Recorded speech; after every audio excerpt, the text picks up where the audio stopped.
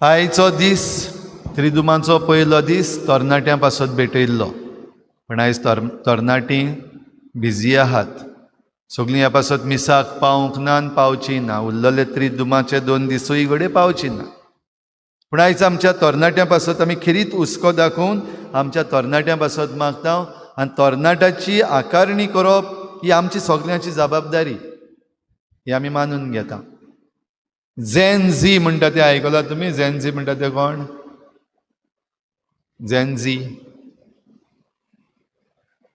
म्हळ्यार झेड रे लास्ट आतां. झेन झी म्हणटा ते 1990s, मिड 1990s ते 2010s म्हणल्यार इवन अप टील 19 हातून जीं भुरगीं जल्मलेलीं आनी आयज तरणाटपणाच्या वा तरणाटीं जाल्लीं आसात तांकां झेन झी म्हणटात. आनी झेन झी म्हणटा तेंचे म्हणजे तरणाट्यां सभेन जरी तर आमी हुस्को आनी ही आकारणी दाखयतले जाल्यार पयली गरज आयच्या ह्या तरणाट्यांचे प्रॉब्लम कितें, क्रायसीस कसली येयल्ली आहा तेंचेर. बो करून हें जनरेशन जे लेट 1990s ते 2010s पासून जे आसात, डिजिटल एज. आज आमच्या ह्या तरणाट्यांच्या हातांत मोबायल आसा, इंटरनेट आसा. आयज सगळें कंप्युटरायज्ड आनी आतां AI आनीक आयला. हीं आतांचीं भुरगीं जीं आसात तीं झेन झी जायन मुखार गेल्लीं आसात तीं AI एजीन पडलेलीं आसात. आनी हीं भुरगीं तशींच हीं तरणाटीं जीं आसात तांच्या जिवितान आमी पळयत जाल्यार ही डिजिटल एज म्हणटा तातूंत जायतीं सोंपेपणां आयिल्लीं आसात. कसलीं सोंपेपणां आयिल्लीं आसात?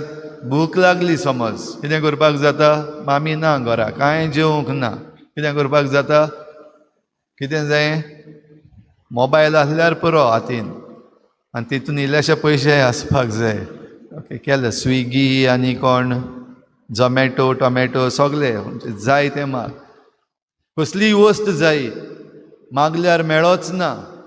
आमच्या तेंपार मागल्यार मेळना जाल्यार ओगी बस मागीर थिंगा, आनीक कांय ना. आतांची आमची भुरगीं कितें करतलीं?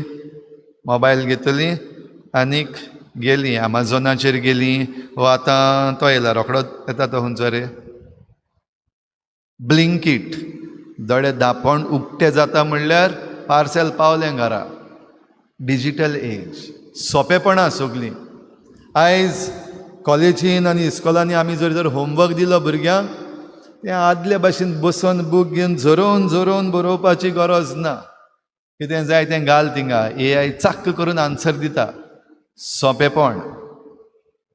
इतलीं सोंपेपणां आसतना आयज आमच्या भुरग्यांचे जे प्रॉब्लम्स आसात, क्रायसीस आसा, ती आयज दोबरादान तिबरादान आनी घडये चोबरादान वाडलेली आसा. सारकें आख्खें फूल एके भाशेन वाडत गेल्यात. इतलें वाडून गेल्यात त्याच भुरग्यांक समजना कितें जाल्लें आसा आमचे भितर. आयज प्रॉब्लम कितें, तरणाट्यांक आयज समजना, आपले प्रश्न कितें ते समजना. आनी जे कोणें तांकां आकारणी दिवपाक जाय, दर टिचर्स दर, पेरंट्स दर, पाद्री दर, कॅटिकिस्ट दर, तेंचो प्रॉब्लम कितें, तांकां कसलें सोल्युशन दिवचें समजोच ना. सांडल्यात सगळीं. डिजिटल एज, जाय ती सोंपेपणां पूण जाय ते प्रॉब्लम. दोनूय वाटेन बदललेलें आसा. देखून आयज हें उतर चड आमकां आयकूंक येता, मेंटल हेल्थ. मेंटल हेल्थ म्हणटा तें पयलीं हांवूय मेंटल म्हणत जाल्यार मेंटलू अशें म्हणटाले. आतां मेंटल हेल्थ एक सदांचें आतां टर्म जाल्लो आसा, जंय हे सगळें आतांच म्हणलां तें इतलें सोंपेपणां बरोबर जे इतले प्रेशर आयिल्ले आसात, इतलें चिंतप आनी सांडलेलीं आसात, मेंटल हेल्थ आसलेलो आसा. कितेंय म्हणल्यार आतां रोखडें दुखता भुरग्यांक, तरणाट्यांक. आदीं आमकां कितेंय म्हूण एक दीस घडये मातशें इल्लेशें दूख जातालें, पूण आतांच्या भुरग्यांक आनी तरणाट्यांक कितें म्हणीत जाल्यार तो लायफ टायम एचिवमेंट असो दिसता. घेवन बसतात आयची आमची भुरगीं. जायना तितूंतलें भायर सरपाक. Mental health is disturbed.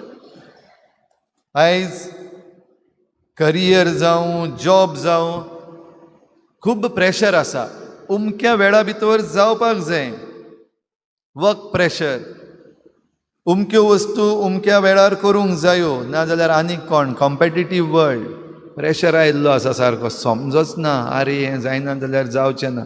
आनी हें समजून ही डिजिटल एजींतली भायर सरता म्हणल्यार आयची भुरगीं तरणाटीं चिंतपाक लागला, जायना आमच्यान, I don't want to do.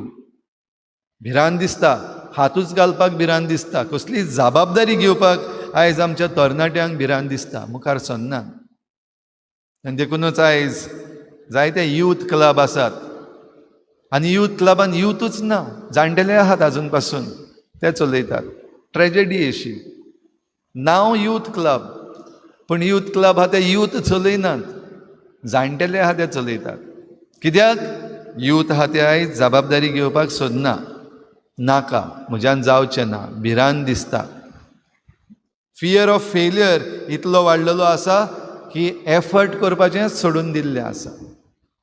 बाबडी न्हू, ही परिस्थिती. आनी हाच्या उनगडे आनीकूय गंभीर परिस्थिती म्हज्यान उलोवपाक जाता, चड गंभीर, चड सिरियस करचें न्हू, पूण जाणा जावया की आयच्या ह्या काळान आमच्या तरणाट्यांचेर एक वेगळे तरेचो प्रेशर आयिल्लो आसा, जो आजून घडी आमी समजूंक पावूंक ना, तरणाटीं समजूंक पावूंक ना, आनी वाडलेलीं आसा ती आजून समजूंक पावूंक ना. ह्या पासत देवाची कृपा खेरीत भाशेन जाय.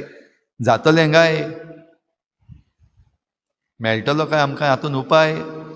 हेका सोल्युशन आसा काय? बाबडीनो, आयच्या वाचपाचेर जरी तर आमी नदर मारली, इजायास प्रवाद्याच्या पुस्तकांतलें आयज आमी पयलें वाचप घेतलां. लेबनन सुफोड जावंक पावचो ना दिसता, हो सुफोड गांव एक झाडाचो मळो जावंक पावचो ना काय? प्रश्न असले.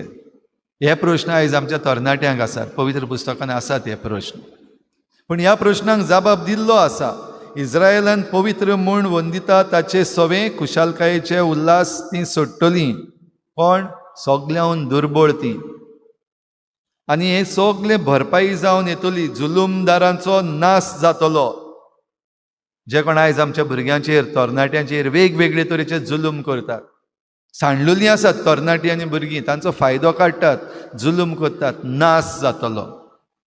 पवित्र पुस्तकान सांगलां. हांव कोणाचेर शिराप घालना, पूण जे कोण हे भाशेन करतात तांचो नाश जातलो. आनी खेबाडां करपी नपयत जातलीं. आयज आमच्या भुरग्यांची, तरणाट्यांची, भोव करून जे कोणाक मेंटल हेल्थ बिगडलेलो आसा, तांची जायतीं जाणां फकाणां करतात. पिसो, आवटो, मेंटल. खेबाडां करपी जी आसात आयच्या तरणाट्यांची, भुरग्यांची, वो आयज भुरगीं आनी तरणाटीं पासून एकामेकाची खेबाडां करपाक लागलेलीं आसात. चोत्राय इजायास प्रवाद्यान सांगून दवरलेलें आसा. तान खेबाडां करपी आसा ती नपयत जातलीं. नपयत जातलीं म्हणल्यार डिजपियर नाच, तुमचो आनी कांयच फाटल्यान आनीक कितें उरचें ना, नपयत जातलीं. खंय गेलीं खबर ना. वायट करूंक तयार आसलेल्यांचोय भस्म जातलो. म्हणटच जीं कोण तरणाट्यांक, भुरग्यांक वायट करपाचे येवजण्यो काडीत आसात, तांचो भस्म जातलो. आनी हे निमणे आसा ते लोकांच्यो खबरो करून पेल्याक गुन्यांवकार करतात तीं, आनी दारवंट्या लागीं बसून नीत करूंक वेतात, ताका फासाक घालतात तीं, आनी आडगां सांगून नीट मनशाचो खटलो भायर उडयतात तीं. हेंचो सगल्यांचो नाश जातलो, अशें सांगता तो सर्वेस्पोर. भाव भयणीनो, जरी तर आयज आमी तरणाट्या सवें बरें करपाक सोदता, जाल्यार जें कितें आमी जबाबान म्हणलां, सर्वेस्पोर म्हजो उजवाड, तोच म्हजो तारूक. आमच्यान जायना, आमच्यान समजूंक जायना. जें कितें आमी समजलेलें आसा म्हणल्यार आमी जे पयलींचे जनरेशन आहा तें आमी समजलेलें आसा. आयज तें कितेंय करीत जाल्यार जायच ना अशें दिसता, ह्या तरणाट्यांक पावना अशें दिसता. म्हणटच जायत घडये आमच्या हातान ना. आयची आवय बापूय सांडलेलीं आसात. कितें करपाचें ह्या भुरग्यांक सवें, कशे भाशेन समजावपाचें, आनीक कितें दिवं तांकां जें हांवें दिवंक ना, जायना आमच्यान. म्हणटच जायचो जबाब, सर्वेस्पोर म्हजो उजवाड, तोच म्हजो तारूक. आवय बापायक, वाडलेल्यांक, तशेंच तरणाट्यांक आनी भुरग्यांक. म्हणल्यार जांकां आकारणी जाय तांकां, तशेंच जाणी आकारणी दिवपाक जाय तांकांय. सर्वेस्पोर म्हजो उजवाड, तोच म्हजो तारूक. म्हणटच हांगासर येता सरेंडर. कशे भाशेन सरेंडर करपाचें, कशे भाशेन आमी देवाच्या हातान घालपाचें, तोच उजवाड म्हूण मानून घेवपाचें. आयचें शुभ वर्तमान हे दोग जाण कुड्डे उजवाडा वाटेन वेतात, कुड्डे ते. पूण सर्वेस्पोर म्हजो तारोक त्या वाटेन वेता आयकोंक आयलां तांकां. आनी हे दोग कुड्डे जेजू फाटल्यान बोब मारीत वेताले, म्हणजे उजवाडा फाटल्यान बोवाळ मारीत वेताले, दाविदाच्या पुता आमची काकूत कर. हो उजवाडाचे वाटेन म्हणीत जाल्यार आमच्या तारुका उजवाडा, आमच्या दोळ्यांक उजवाड दी. आयज सांडलेलीं आसात ती तरणाटीं घडी तशेंच म्हणपाक पावतलीं, आमच्या सोडवणदारा सोडय, आमकां वाट दाखय, कितें करपाचें समजणी दी. आनी हें करपाक भाव भयणीनो जेजू चलत रावलो. हे दोग जाण कुड्डे काय बरें मागतात खालतिकायेन दिवपाक जाय आसलें. जेजू बेस्तावाचो शो मारता असो दिसता, व्हडलो डिमांड घेता जेजू. लागलो चलत रावलो. सरेंडर करपाक ह्या कुड्ड्यांक, दोगांय कुड्ड्यांक एक सयेग, तशेंच स्थिर रावपाक एक सयेग. ते चलत रावले ताचे फाटल्यान. जेजूच्या घरा पाव पासून ताचे फाटल्यान चलत रावले, आयचें शुभ वर्तमान आमकां सांगता. आनी घरा पावल्या उपरांत जेजू विचारता, हें म्हज्यान तुमचें सगळें करूंक जाता म्हूण तुमी स्वत मानतात? दिसता तुमकां? पयलीं विचारपाक जायना आसलें थिंगा वाटेर आसतनाय इतलो गो तेजे फाटल्यान येयल्या आनी आतां घरा पावल्या उपरांत क्वेश्चन, तुमकां दिसता जातलें म्हज्यान हें तुमकां दिवंक जाता म्हूण तुमी स्वत मानतात? जाल्यार सरेंडर इज, ओय सायबा, येस वी डू. आमी स्वत मानता की तुज्यान आमकां हो उजवाड दिवपाक जाता, तूं आमचो तारूक, तुज्यान आमकां तारण दिवपाक जाता. आनी तेन्ना जेजून तांकां हात लायलो, तांकां दिश्टी पडलें.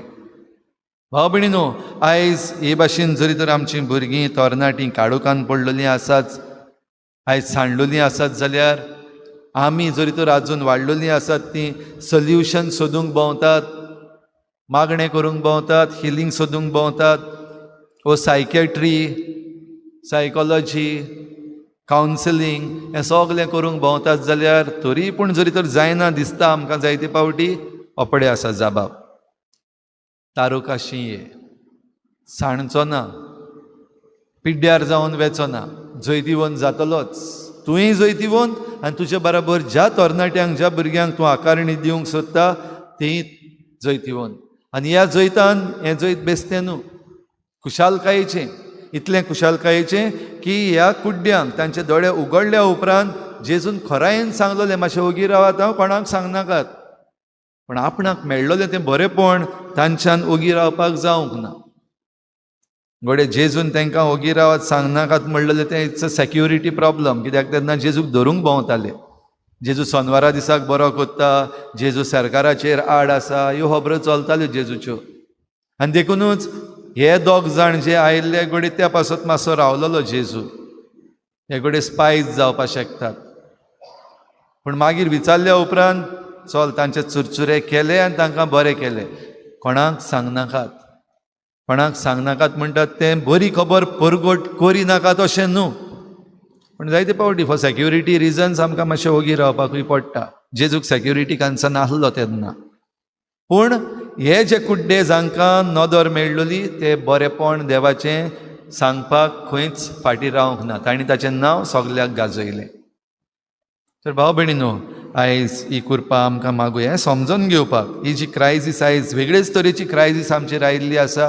एके वाटेन आसा आमचे environmental problems, global problems, climate change, global warming आनी हेर दुसऱ्यो वस्तू जांच्या खाल आयज आमची तरणाटीं कश्टवतात, भुरगीं आयज कश्टवतात. आमी वाडलेलीं आसा ती आमच्या तेंपार घडये आमकां असलें सोंसपाक पडूंक ना. आमकां गीमूय मेळटालें आनी आमकां शीं मेळटालें. शिंयाचो तेंप, गिमाचो तेंप म्हणपाक जातालो आनी मोदें पावसाचो तेंप येतालो. आतां शीं म्हणटा तें आहा तुमी आयकलां भुरग्यांनी? आमी काय बऱ्यो त्यो धुंवऱ्यो घालून सकाळीं इस्कॉलाक वयचे पयलीं पालो सगलो एकठांय करून दांत घासपाक ते धुंवरेशी बसताले आनी बरें दांत घासताले आनी थिंगाच रावपाक दिसतालें इस्कॉलाक वयचे पयलीं. आनी मागीर इस्कॉलाक धांवताले ती गरमी घेवपाक. आयज ती गरमी घेयत जाल्यार आयज आमच्या भुरग्यांचें कितें जातलें? म्हणटच जें कितें आमच्या तेंपार सगलें बरें बॅलन्सान घालतालें तें आयज ना. आनी देखून आमची भुरगीं सांडलेलीं आसात, तरणाटीं सांडलेलीं आसात, तांकां आमचो सांगातच जाय. जाणीं हें समजल्लीं आसात, ही जाणवाय मेळ्ळेली आसा, तांणी हें करपाक जाय. पण आमी कितें करता, वाडलेलीं आहा तीं शी हेसो तरणाटीं हेसो भुरगीं केन्ना आसनाय, आमी हेंचे भाशेन केन्ना करूंकूच ना. तांकां समजोवपाक आयज आमच्यान जायना.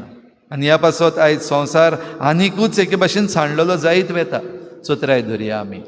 आयज हें त्रिदूम सुरू करता आसतना सायबीण मांयच्या मानाक इमाकुलाद कोसेसांव सायबिणीच्या मानाक आमी ही त्रिदूम सुरू करता आसतना पयल्याच दिसा आमच्या तरणाट्यां पासत फकत बेश्टेंच वयल्या वयर मागणें न्हू, पूण ही मिसाची भेट, एक तारुणाची भेट, आनी हो आमचो तारूक आमकां उजवाड दितलो हो विस्वास धरून ह्या दिसांनी आमी जेन्ना आद्वेंताच्या काळान आसाव आनी सोमयाक घेवंक तयारी करता, ही कृपा आमकां मेळूं. ह्या सगळ्या वायटांतली आमकां देव निवारूं म्हूण खतखत्यान मागुया. आनी जें कितें आमच्यान करपाक जाता तितले त्रास वो भार घेवन आमी तें करुया.